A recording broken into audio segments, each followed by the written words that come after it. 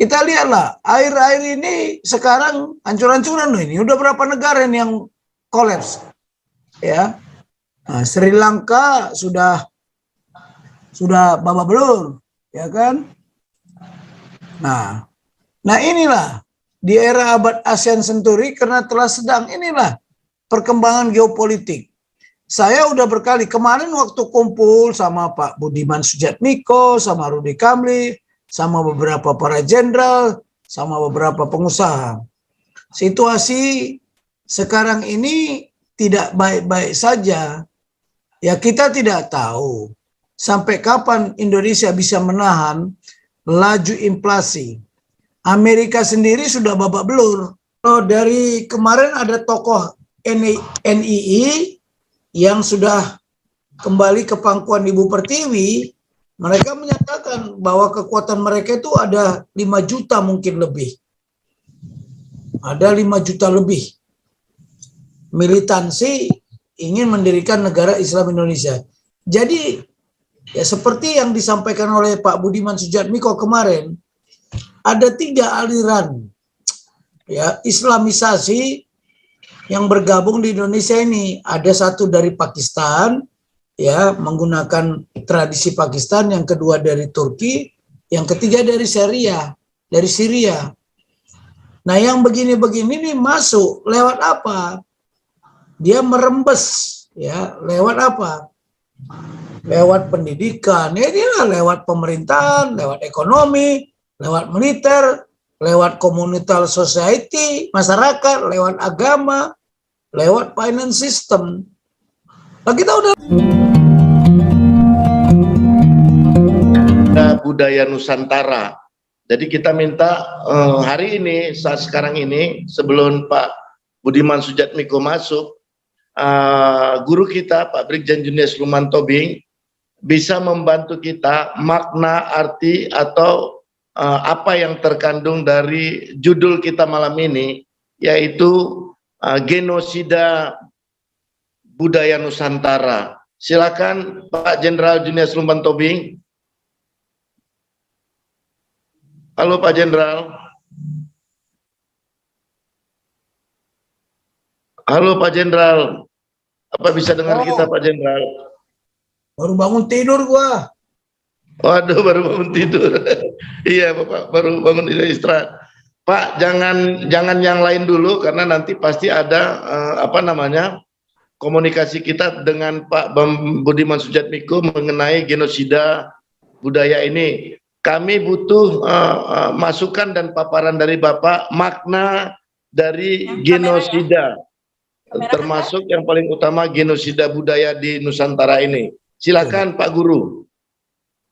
Baiklah, jadi begini. Salam, haleluya, puji Tuhan. Shalom. Salam damai sejahtera tanpa batas buat yang ada di Zoom maupun yang mendengarkan ya langsung. Tiba-tiba kita memang ini sebenarnya udah lama sih. Genocide ini udah lama. Bahkan ada satu bangsa sekarang sudah punah, ya bahasanya udah punah.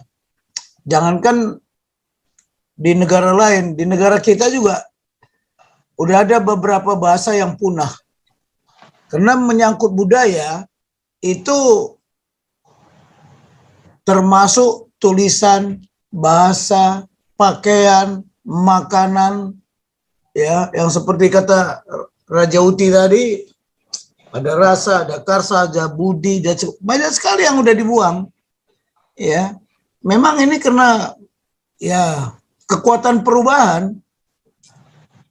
Cuman ada yang mendompleng perubahan itu, ya mengikuti bagaimana dia memanfaatkan perubahan itu untuk kepentingannya mereka. Ya namanya genosida itu ya pembasmian lah, pemusnahan. Ya. Dulu pernah kita nonton film nggak? The Last Mohican. Iya, iya. Nah, itu ada film juga dulu ada. Itu kan pemusnahan satu suku tuh, habis-habisan semua. Ya tinggal satu aja kan. Nah, yang begini ini memang konsep ini Ya seperti Raja Uti kemarin, kalau kita mau menghancurkan satu negara itu, hancurkan sejarahnya, hancurkan budayanya. Jadi anak-anak itu supaya tidak mendalami lagi bagaimana sejarah kebudayaan nasional. Yang kedua, setelah Orde Baru, Menteri Pendidikan dan Kebudayaan dijadikan satu. Ngurus pendidikan aja udah kacau balau, apalagi ngurus kebudayaan. Coba lihatlah, zamannya Pak Harto dulu Menteri Pendidikan sendiri, Menteri Kebudayaan sendiri. Karena kebudayaan itu lebih banyak ragamnya ya daripada pendidikan. Nah ini, jadi kalau kita bilang genocide, ya namanya pemusnahan. Coba diklik nanti ya, saya tadi kan nggak siap untuk untuk malam ini kita bicara karena saya pikir Pak Budiman semua. Tapi ya udahlah, nggak apa-apa. Memang ini sudah konspirasi global, ya konspirasi global maksud saya, ya memang udah dirancang sedemikian rupa. Kalau kita mau lihat konsep tatanan dunia baru, nah ada juga yang oposan, artinya yang menentang juga tatanan dunia baru, atau dia juga memanfaatkan tatanan dunia baru untuk kepentingan dia. Contohnya khilafah lah. Itu kan budaya juga itu. Nah, jadi kalau kita melihat sekarang perkembangan situasi akibat tatanan dunia baru, itu memang ada konsep nanti jadi budaya itu nanti dijadikan satu budaya dunia, satu ekonomi dunia, satu pemerintahan dunia. Ya mungkin pihak-pihak mereka ini ingin menantang gitu loh, menentang. Tapi kalau maksudnya ya seperti keyakinan juga, itu kan budaya. Nah, makanya muncul istilah agama humanisme ya untuk menggantikan konflik-konflik agama yang sekarang lagi bermunculan ke permukaan ini. Jadi memang ini udah konsep lama, konsep tatanan dunia baru yang dilakukan melalui konspirasi. Kita tidak tahu apa hubungannya khilafah ya dengan tatanan dunia baru ini. Ya, saya kira kalau sebagai pengantar itu, dulu kalau tidak salah saya pernah nyampaikan kok, konspirasi global ya ada tahap 1, ada tahap 2, di mana pada saat konspirasi ini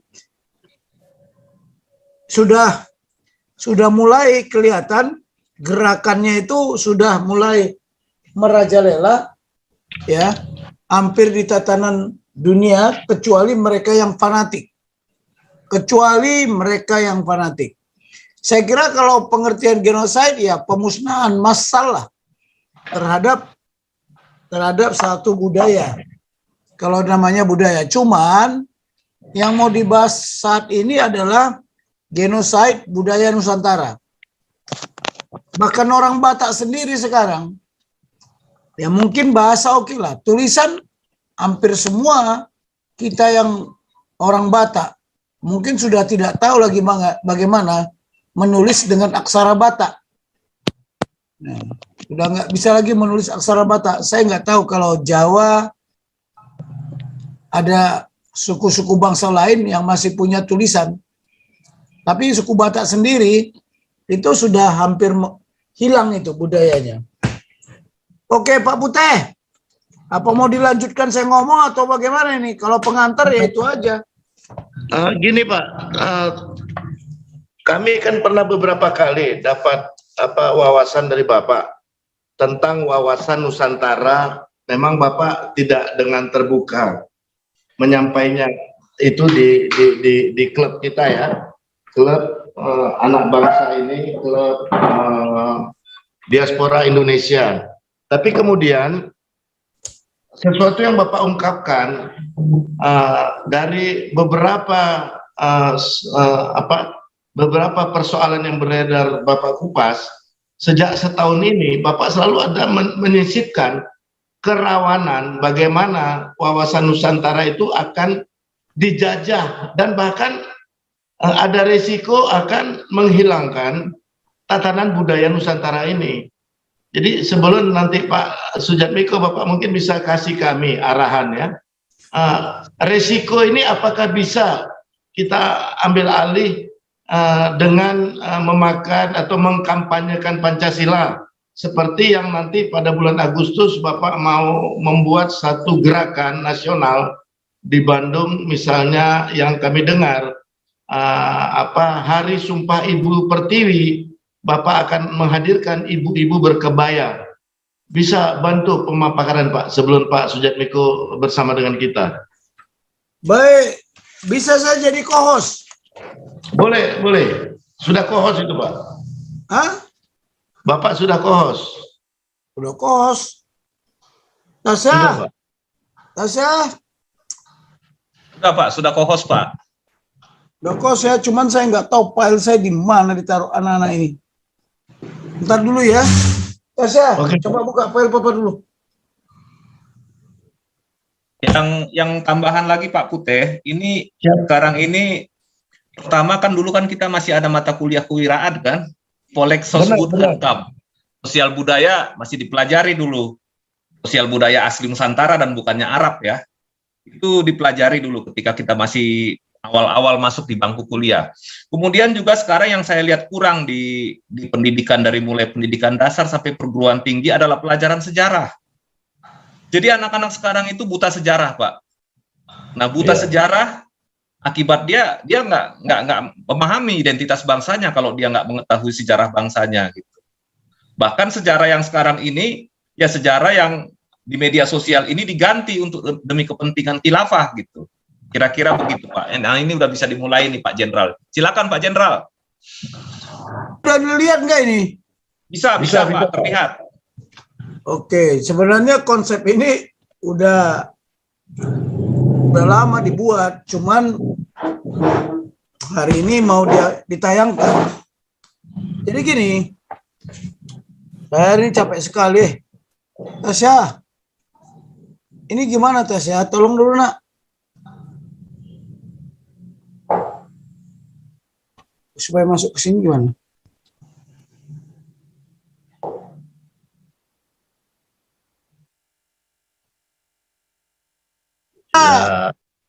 Masalah ini bisa dilihat nggak ini? Bisa Pak, bisa Pak. Bisa ya. Jadi bisa Pak, jelas. Oke, ini isu-isu global saya kira udah tahu semua lah ya. Tapi yang perlu kita apakan bahwa semakin lama ya semakin merasuk di segala aspek kehidupan.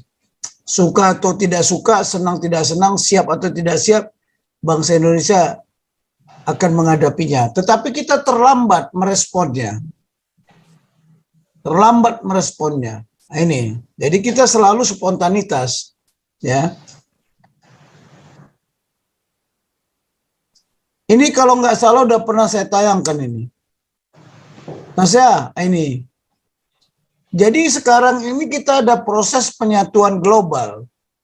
Ya, proses penyatuan global ini dilakukan melalui apa? Tujuannya adalah changing national government. Jadi semua pemerintahan nasional itu mau dirubah gitu loh. Perubahan terhadap pemerintahan yang sah lah, yang bersifat nasional.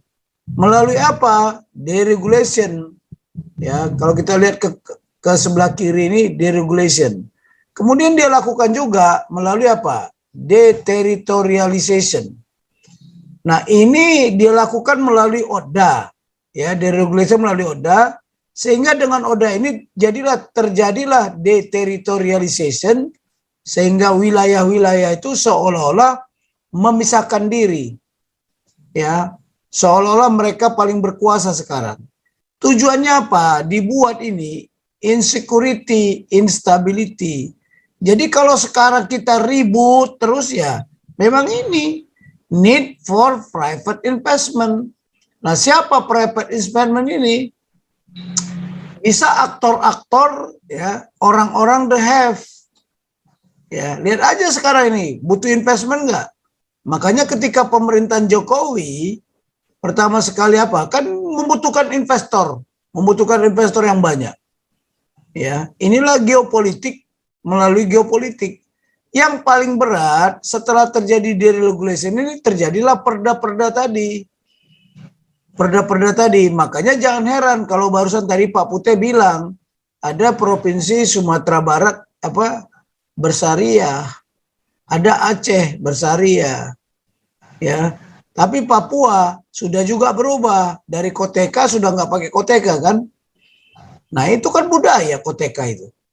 Nah ini geopolitik itu sudah dirubah. Lewat apa lagi? Institusionalis, regulation, dirubah-rubah lah. Dulu Dikbud sendiri, sekarang Mendikbud. Ya macam-macam lah. Terjadi reterritorialization, kembali ke teritorial sesuai dengan suku anak bangsanya dulu. Nah ekonomi security, political stability ini kita lihatlah, air-air ini sekarang hancur-hancuran loh ini. Udah berapa negara ini yang kolaps? Ya, nah, Sri Lanka sudah babak belur, ya kan? Nah inilah di era abad ASEAN Century karena telah sedang inilah perkembangan geopolitik. Saya udah berkali kemarin waktu kumpul sama Pak Budiman Sujatmiko, sama Rudy Kamli, sama beberapa para jenderal, sama beberapa pengusaha. Situasi sekarang ini tidak baik-baik saja. Ya kita tidak tahu sampai kapan Indonesia bisa menahan laju inflasi. Amerika sendiri sudah babak belur. Ya coba kalau kita buka nanti Raja Uti mungkin selalu mengikuti itu ya. Amerika dalam 40 tahun belakangan ini mengalami inflasi terbesar. Lucunya dolar naik, ya kan? Dan sekarang beberapa negara di Eropa bakal kolaps itu. Yang sedang diancam kita ini terkait dengan budaya juga nanti, budaya pertanian, ya, budaya militer. Budaya itu ada di mana-mana loh. Budaya militer, budaya pertanian, budaya kebangsaan, budaya di suku-suku bangsa, ya kearifan lokal. Tetapi saat ini itu tadi karena kita harus memikir ulang tentang peranan dari pemerintah nasional. Karena ada non-state actor, ada state actor. Jadi kalau kita lihat lebih parah lagi nanti, ya. Nah ini berdampak pada perubahan geopolitik. Kemarin saya sampaikan di depan mereka. Mereka juga terkaget-kaget. Geopolitik itu bukan lagi apa? Bukan lagi fisik. Bukan hanya fisik geonya, tapi non-fisik yang paling berat. Kalau fisik dikuasai bisa direbut. Tapi kalau hati dan pikiran, bagaimana merebut hati dan pikiran? Itulah makanya pembinaan teritorial yang ada di Angkatan Darat dulu adalah merebut hati dan pikiran rakyat. Dan itu sebenarnya yang dilakukan oleh Mao Zedong. Kalau tidak nggak berhasil dia. Ya. Nah yang begini-begini saya nggak bisa jelaskan ini terlalu detail ya. Tapi yang mau saya sampaikan di sini ada new interstate arrangement. Ada perjanjian kesepakatan baru antar negara itu. Ada multinational cooperation. Nah, kalau tidak salah Jokowi sekarang diangkat salah satu kepala negara menjadi satgas untuk menghadapi krisis pangan ini. Ada 6 kepala negara, salah satu Pak Jokowi. Nah, ini siap-siap aja, semua harga-harga pasti naik. Nah, berapa lama menghadapi krisis ini? Ya kita tidak tahu. Ya, kita tidak tahu apakah ini yang disebut 7 tahun masa kesusahan itu yang ditulis di Bible. Ya coba aja kita lihat. Ya, jadi ini ada penentuan kembali status kewilayahan. Makassar ke Bugis-Bugisan, ya. Tapi kalau Batak nggak bisa ke Batak-Batakan karena nggak ada pemerintahan di tingkat provinsinya kan dipegang oleh Provinsi Sumatera Utara, tidak ada Provinsi Batak gitu loh. Kalau Bali dia agak mempertahankan, jadi dia survive ya, agak survive. Kalau Papua, saya kira masih bisa survive. Jadi inilah ya, Ini yang sudah dilakukan sama mereka, situasi geopolitik. Ya. Perubahan perundang-undangan, perubahan pembagian wilayah, ya perundangan tentang pembentukan institusi baru. Sejak reformasi, coba cek ya berapa institusi baru yang dibentuk. Sasarannya apa sih? Ya, terciptanya rasa tidak aman, tidak stabil di segala aspek kehidupan. Di bidang ideologi, politik, ekonomi, sosial budaya, pertahanan keamanan. Nah, kita ini hampir semua negara sebenarnya ini terjadi konflik ya, konflik di segala aspek kehidupan ya, segala aspek kehidupan termasuk sosial budaya. Ya, termasuk sosial budaya. Nah, ini kita banyak sekali nih undang-undang dirubah. Ya, ini sampai aspek pertahanan coba. Nah, tapi ini lagi ya. Kita mau pikir begini, saya mau ini pembentukan daerah istimewa, daerah khusus, provinsi baru, kabupaten baru. Ini kan mengapa dibentuk? Mengapa tidak? Karena ada kerawanan kritis. Ya, ada kerawanan kritis dan ini pembentukan ini juga menjadi apa? Menjadi apa? Bukan aja untuk wilayah, partai-partai juga. Contoh PDIP ya, hampir dikuasai oleh Jakarta, Jawa Tengah, Jawa Timur, Bali, Papua hampir dikuasai oleh partai di PDIP. Sementara Banten, Jawa Barat dikuasai PKS. Belum lagi Nasdem, belum lagi apa. Jadi memang sudah terjadi, ya gimana saya bilang, ya udah terjadi perpecahan sebenarnya. Ya, makanya butuh private investment. Nah, tapi apa? Dalam rangka apa? Ikut mengendalikan, merubah kekuasaan pemerintah nasional yang berkuasa. To control and changing national government.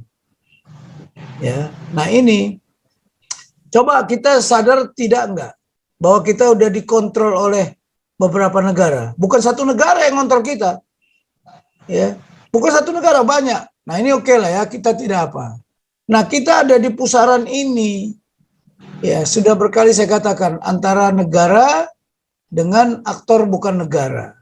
Kelompok keempat konflik tersebut diperparah akibat adanya menyempitlah wawasan kebangsaan.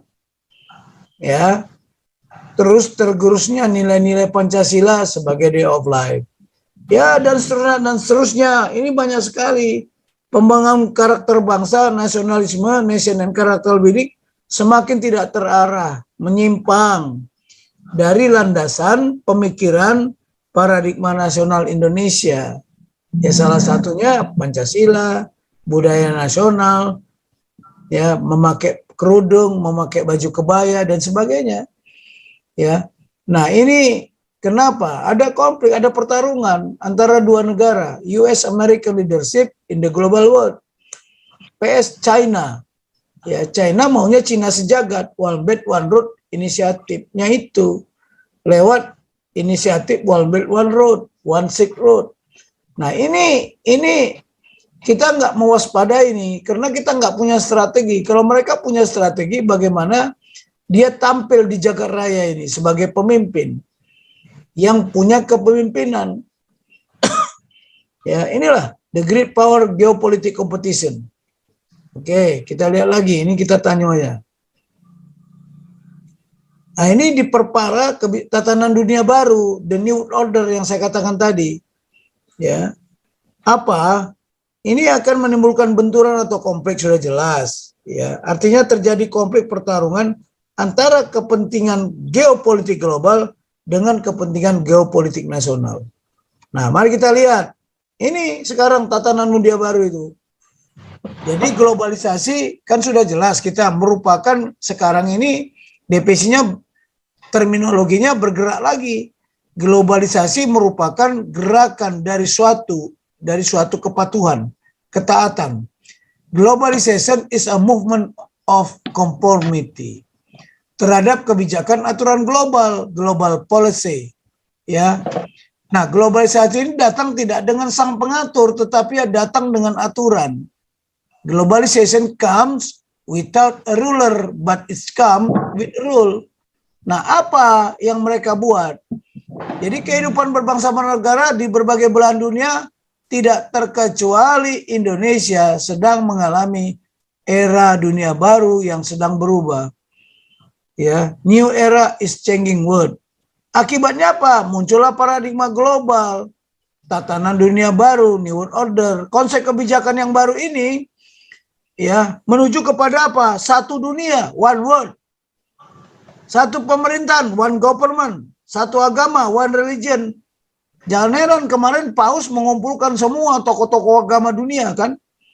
Ya, satu budaya, one culture gitu loh.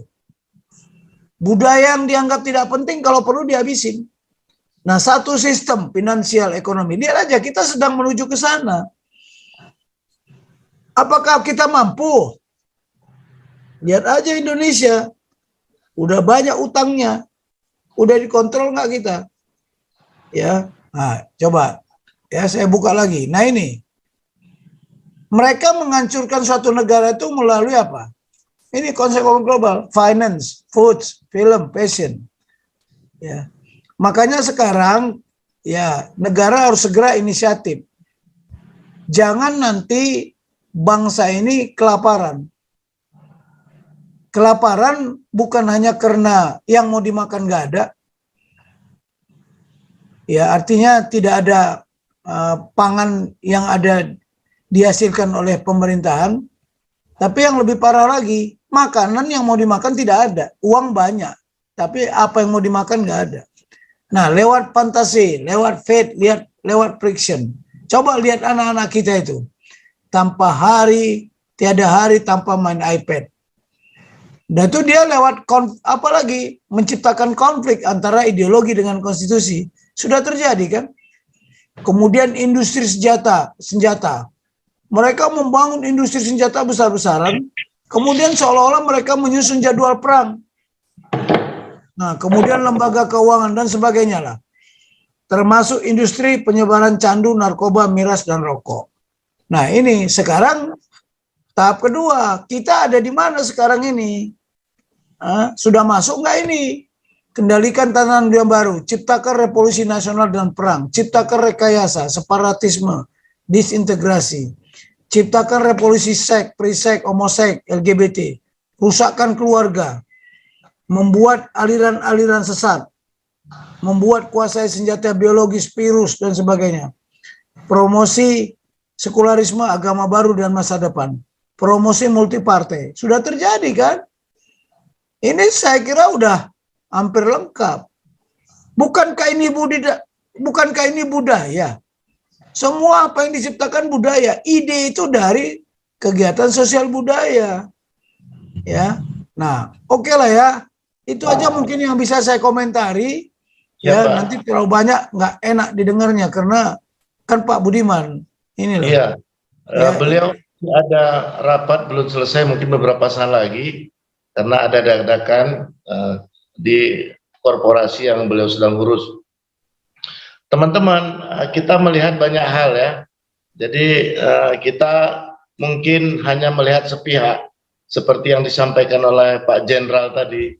Tapi orang tidak melihat ada perubahan budaya di Papua, ada perubahan budaya misalnya ya kita nggak bilang di Manado. Manado menyolok sekali perubahan budayanya. Kemudian ada perubahan budaya yang sangat menyolok sekali itu di wilayah timur Kalimantan ya. Ini orang tidak begitu peduli.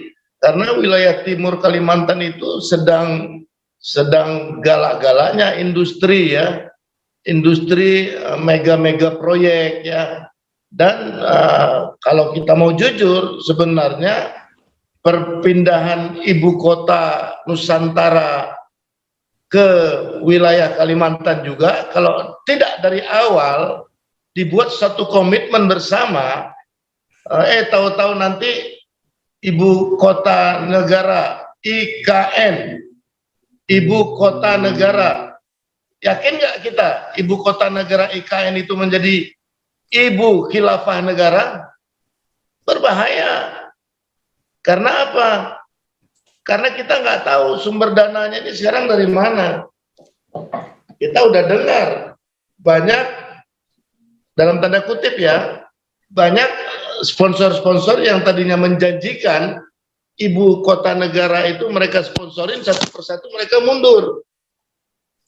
Nah, tapi kalau kemudian program besar mereka ini mereka susupi seperti yang sedang dilakukan oleh ACT sekarang, sah-sah saja karena mereka masuk sebagai pengusaha, sebagai investor. Tapi karena longgarnya pengawasan, yang penting IKN itu dibangun, begitu sudah jadi, ya presiden berubah, sistem berubah, partai yang kemudian yang tidak sepenuhnya menjunjung tinggi Pancasila dan Undang-Undang Dasar 1945 sebagai satu-satunya yang harus dijalankan di Republik ini, maka IKN itu akan berubah menjadi ibu khilafah negara. Jadi makanya kalau ada kantor yang nanti Agustus Pak Jenderal buat di Bandung ini, sumpah Ibu Pertiwi, ini bukan kerja gampang. Karena apa? Ini kantor dan kampanye bagaimana khilafah ini atau genosida budaya yang kemudian ditumpangi oleh khilafah ini serta merta akan diterima kalau kita tidak membuat kampanye counternya. Apa buktinya? Loh, sekarang sudah ada 2 provinsi loh di Republik ini yang menjadi khilafah. Dan kita melihat sekarang ada 1 kabupaten yang di Jawa sana berani menyatakan kabupaten itu adalah kabupaten syariah yang menjalankan syariah. Nah, ini berbahaya. Tapi ada begitu banyak kemudian kabupaten-kabupaten mereka demam, meriang. Mereka juga mulai mengarah kepada satu perubahan yang mereka anggap baik. Kampanye kita yang paling baik, bagaimana genosida budaya itu yang sedang dikerjakan secara terprogram, terencana, bahkan dengan membangun cipta kondisi. Cipta kondisi ini sudah dimulai sejak 1999 sampai sekarang, dan mereka di atas angin. Kenapa di atas angin? Bendera asing boleh dikibarkan dengan apa namanya, dengan yel-yel menyatakan Pancasila now, khilafah yes. Tapi pembiaran ini kita bingung ada apa ini. Kami juga kaget begitu beberapa bulan yang lalu Pak Jenderal dengan tegas mengatakan, wah polisi kita sedang masuk kandang ini, sedang dikerangkeng dengan undang-undang yang baru membuat mereka tidak bisa bergerak.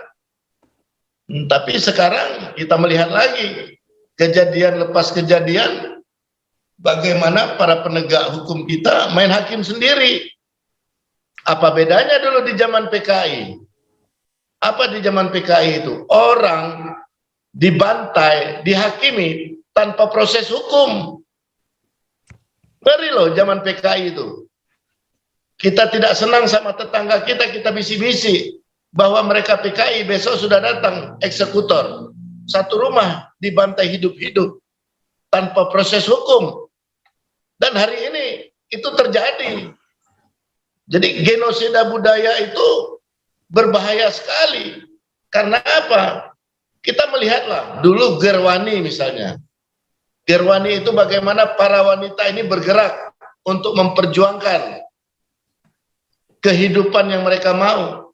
Ya, tapi Gerwani ini kemudian kan dibantai oleh Republik ini sehingga mereka tenggelam. Tapi kalau kita misalnya mau berkampanye, Gerwani ini bisa kita ubah dengan nama baru. Misalnya Gerakan Wanita Nekat. Boleh saja toh. Apa bedanya dengan IKN Ibu Kota Negara dengan Ibu Khilafah Negara? Berarti Gerwani boleh juga dong kita buat Gerakan Wanita Nekat Indonesia. Ya. Mana itu gerakan wanita nekat Indonesia? Ya mereka yang jual diri di pinggir jalan, menjadi PSK. Itu wanita nekat untuk kehidupan keluarganya, anaknya. Mereka menjadikan dirinya kepada hidung belang.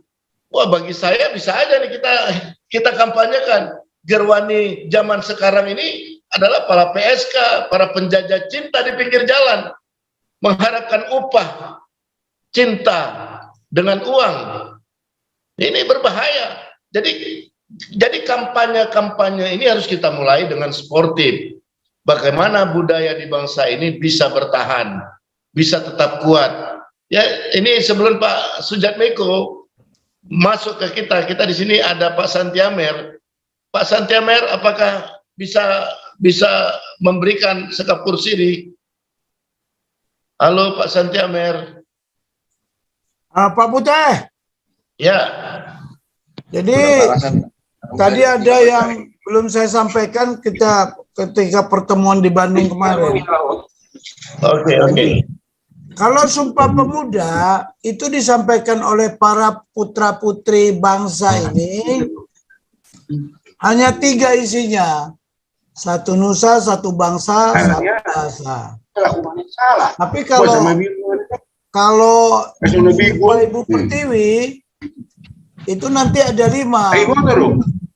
1 budaya Nusantara, 1 ideologi dan konstitusi, 1 nusa, 1 bangsa, dan 1 bahasa persatuan Indonesia.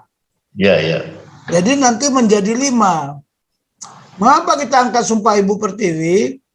Sebenarnya ide ini bukan ide dari saya ya, ide kita bersama. Saya dengan Pak Abah Yusuf Bakhtiar sama beberapa, termasuk mantan Kapolda kemarin. Dia ketua pembina, ya pembina Setia Kita Pancasila, organisasi yang ada di Jawa Barat, ya. Beberapa tokoh budaya Jawa Barat, termasuk pengusaha. Kemarin kita kumpul untuk mendukung gerakan. Nah ini hari apa? Hari Sumpah Ibu Pertiwi ini. Jadi ada 5 nanti yang kita declare di sana. Ya, 1 budaya Nusantara Indonesia, yaitu budaya nasional. Jadi ada 5. Kalau Sumpah Pemuda cuma 3, Ibu Pertiwi. Nah nanti mungkin ada juga kata-kata yang kita sampaikan. Yang melanggar Sumpah Ibu Pertiwi ya terkutuk, kan gitu aja. Ya, Malin Kundang aja kan jadi batu. Ya kan? Itu cerita Malin Kundang dulu. Jadi mereka-mereka itu nanti akan terkutuk. Gitu loh. Jadi itu yang mau kita harapkan supaya hari Sumpah Ibu Pertiwi itu bisa menggaung. Dan memang ini belum pernah ada kan, baru pertama kali ada. Ya kita memang harus, itulah salah satu gerakan kampanye kita bagaimana ya memperkaya kembali budaya nasional. Ya boleh ada budaya dari luar. Lihat apa kata Indra Gandhi. Indra Gandhi, Mahatma Gandhi. Kita tidak mungkin bisa menahan arus globalisasi. Tapi jangan arus globalisasi itu masuk lewat pintu depan. Biar dia lewat jendela-jendela saja. Lihat, India sampai sekarang tetap aja dia memakai sari. Kemudian makanan India itu apa namanya itu? Saya lupa itu apa namanya itu. Makanan khasnya. Itu tetap ya. Tetap mereka pertahankan. Lah kita langsung bawa belur kebaya jadi jilbab. Ya kan? Nah ini berbahaya. Nah sekarang kalau dari kemarin ada tokoh NII yang sudah kembali ke pangkuan Ibu Pertiwi, mereka menyatakan bahwa kekuatan mereka itu ada 5 juta mungkin lebih. Ada 5 juta lebih. Militansi ingin mendirikan negara Islam Indonesia. Jadi ya seperti yang disampaikan oleh Pak Budiman Sujatmiko kemarin, ada 3 aliran ya Islamisasi yang bergabung di Indonesia ini. Ada 1 dari Pakistan, ya menggunakan tradisi Pakistan, yang kedua dari Turki, yang ketiga dari Syria. Nah, yang begini-begini nih masuk lewat apa? Dia merembes, ya, lewat apa? Lewat pendidikan, ya dia lewat pemerintahan, lewat ekonomi, lewat militer, lewat communal society, masyarakat, lewat agama, lewat finance system. Nah, kita udah lihat kok, sebenarnya ini bukan barang baru. Dulu udah pernah kita waspadai, tapi ya itu tadi. Saya kan selalu mengatakan apa? Kepemimpinan. Masalahnya kepemimpinan dimulai dari situasi. Situ Pak, kan saya bilang, situasi ini dulu harus di dalam. Inilah intelijen, inilah informasi. Nah, ini udah diolah nggak? Sudah dianalisa nggak? Nggak ada dianalisa. Coba ya, kita punya tentara, harusnya terbesar lah di ASEAN ya. Tetapi secara kuantitas besar, secara kualitas no way. Saya lebih tahu lah, nanti kalau saya ngomong gak enak, itu membongkar dapur kita sendiri kan. Ya oke lah, ini kira-kira gambaran yang kemarin kita kumpul, kita akan sepakat.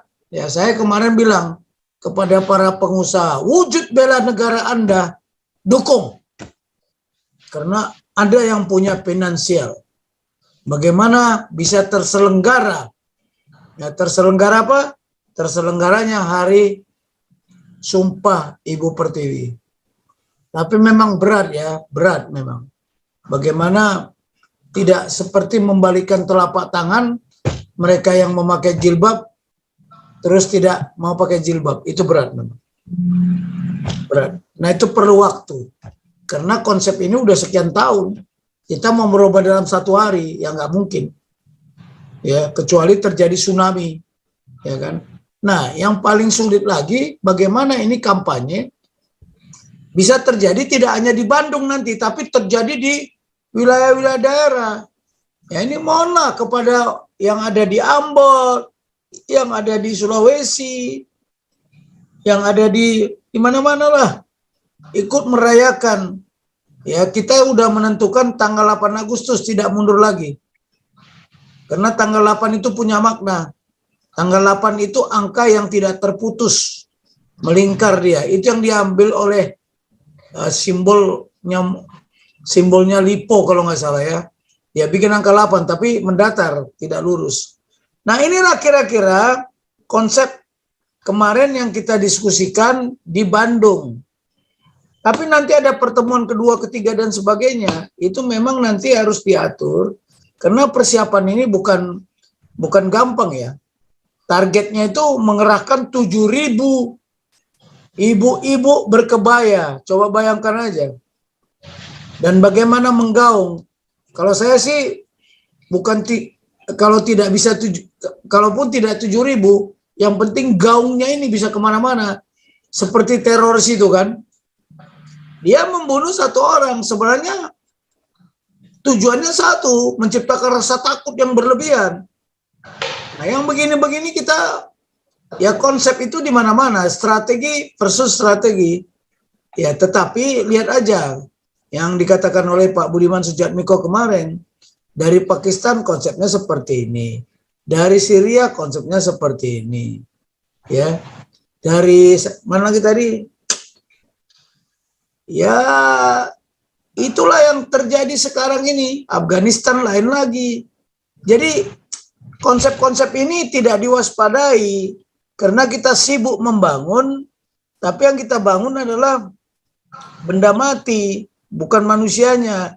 Sementara geopolitik yang dihajar itu adalah mindset bangsa ini. Lihat aja, kita di Zoom ini aja pasti ada yang tidak suka kok dengan apa yang kita sampaikan. Tapi apakah kita menuju kepada kehancuran? Ya kembali lagi, kalau saya sih mewaspadai, harusnya menganalisa perintah Tuhan. Perintah peringatan Tuhan di kitab Matius 24 kalau tidak salah, bahwa ada masanya bangsa akan melawan bangsa, kerajaan akan melawan kerajaan, ya akan terjadi peperangan di mana-mana, kemudian akan terjadi bahaya kelaparan, bencana alam, dan wabah penyakit. Nah sekarang itu kan sudah perintah peringatan bagi tuan-tuan yang ada di sini, ya, yang seharusnya sudah pernah membaca, tapi bagaimana menganalisa dan bagaimana take action. Itulah kepemimpinan. Kan saya katakan kepemimpinan, take action. Jangan ngomong aja, oh Matius tertulis begini-begini, kemudian di kitab Wahyu begini-begini. Tapi apa yang harus dilakukan? Actionnya apa? Ya, actionnya apa? Ini pun terjadi pergeseran paradigma juga di mana? Di lingkungan gereja. Ini besar-besaran nih karena termasuk yang dihajar. Ya, itu kan ada bicara religion, society. Oke lah, itu tambahan dari saya. Silakan Pak Budiman Sujatmiko masuk. Ya. Belum masuk Pak, masih belum selesai meetingnya. Tapi dia tetap akan masuk. Dia udah pantau kita di YouTube. Silakan Pak Santiamer. Halo.